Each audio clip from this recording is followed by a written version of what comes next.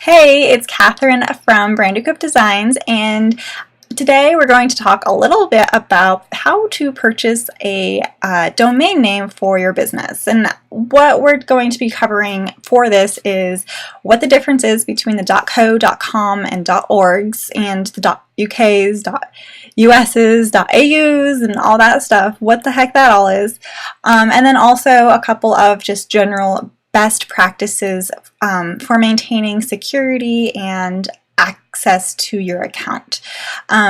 So first and foremost, the domain name ending debate, aka the .co, .com, .org stuff. Let's start with the easy stuff. Okay, .org is for a nonprofit business. If you have a nonprofit business and are looking to get a website for it, go for the .org. If not, don't go for the .org. Easy peasy. Okay, the .uk, .us, .io, like all of that other random dot whatever stuff, typically is for a country code. In fact, every country has its own domain code. And so if you can always choose to get a domain with your country code. .us would be for United States, .uk is for United Kingdom, .au is for Australia, .io is for the Indian Ocean. It goes on, and you can look that up based on your country if you so choose to do so. Now, this isn't necessarily the best idea to do because it's not yet second nature to be typing in our country code instead of a .com or .co. So if you're running a business, just think about whether or not it's second nature for people, for your clients to be typing in an alternative country code ending. If it's pretty standard in your area, then go for it. If not, I would say go for the .com, and even if not, and even if it is, you might still want to go for a .com if it's available. So, the .com versus the .co. I would say go for the .com if at all possible, because it is still second nature for us to be typing into the keyboard .com rather than .co. We have to kind of think to type in .co and leave off the M. So, with that said, .com is not always available.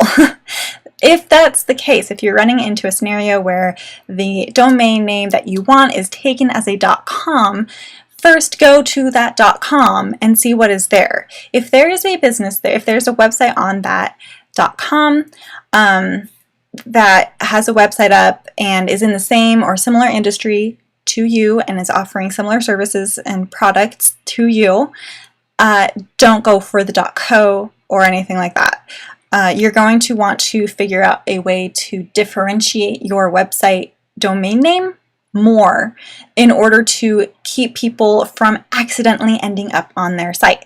The reason for this is because you don't want someone to be typing into their keyboard being like, okay, I remember this company name is at this website URL, and they type in the .com and they land on that .com and they think that it's you because it's offering similar services to what you guys were talking about.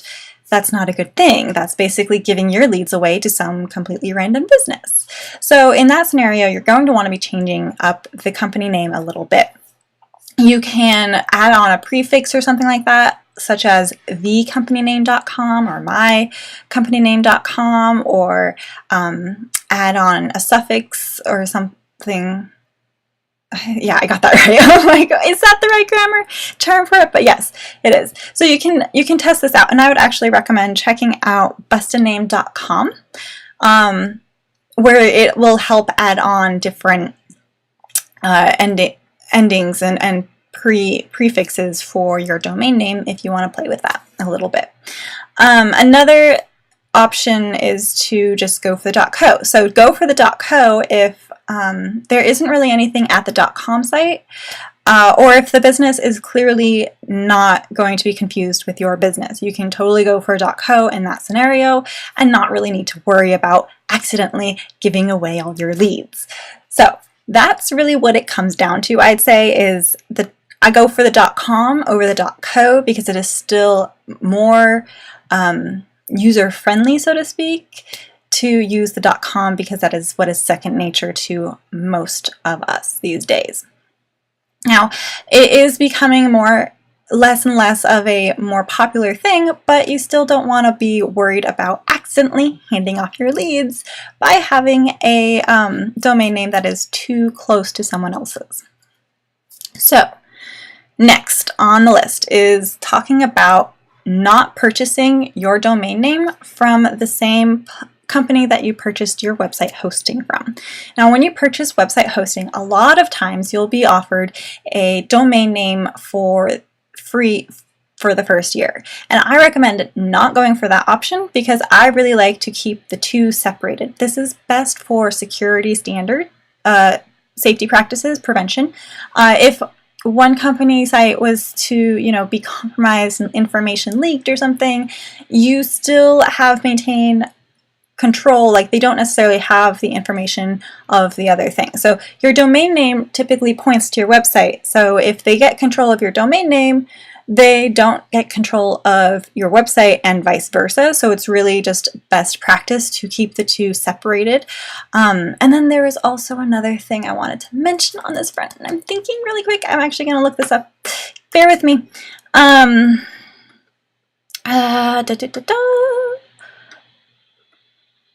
Let's see. Okay. Also, okay, but the more relevant reason for this is actually to make it easier to migrate your site.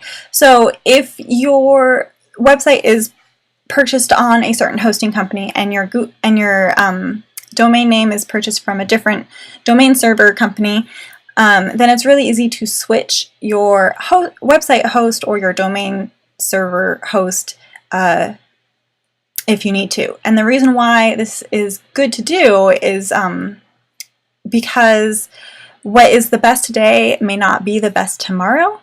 And so you might want to be switching to a host that can better serve your needs down the road. So it's just easier to maintain that separation for migration and just maintaining the ability to move your website around as you need to, if you need to. Okay, finally, my final point on purchasing a domain name is to purchase it on your personal email account.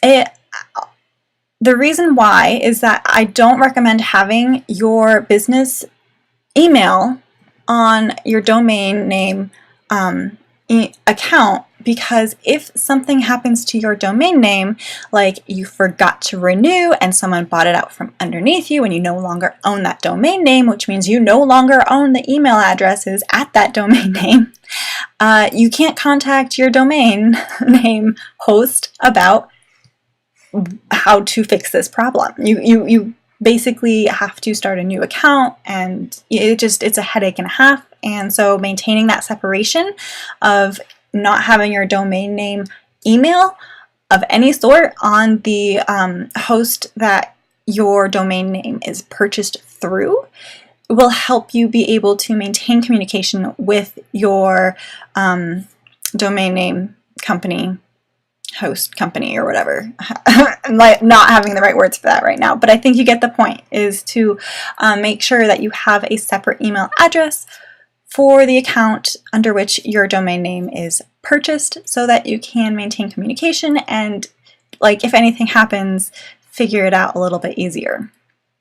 So that is really the crux of what I think you should know when purchasing a domain name. Remember, those are 3 different things. First, how to choose the .com, .co, or .org debate. .orgs, just to recap real quick, is for nonprofits. I recommend going for a .com unless it's already taken, and if it's taken, double check that it is not for a business that is competing with yours, and if it is not, then you can go for the .co. Otherwise, you're going to want to change something about your overall URL to make it more different. And then also make sure that you purchase your domain name from a different company than your website host, to maintain ease of migrating your site in the future if need be, and also for added security protection. So, if one company gets compromised, the other one doesn't, and you still have at least control over one aspect of your website. This is your livelihood after all, and prevention is the best medication for security. So, and then finally, also, just if you are purchasing a domain, do it from a personal account email and keep that as the primary email to reach you and contact you with regards to this domain name, just in case anything should happen and you no longer own the domain name because some fluke that happened. Like, you just don't want that to happen. So I generally would recommend getting on the recurring plan. If it's your primary domain name, get it on recurring.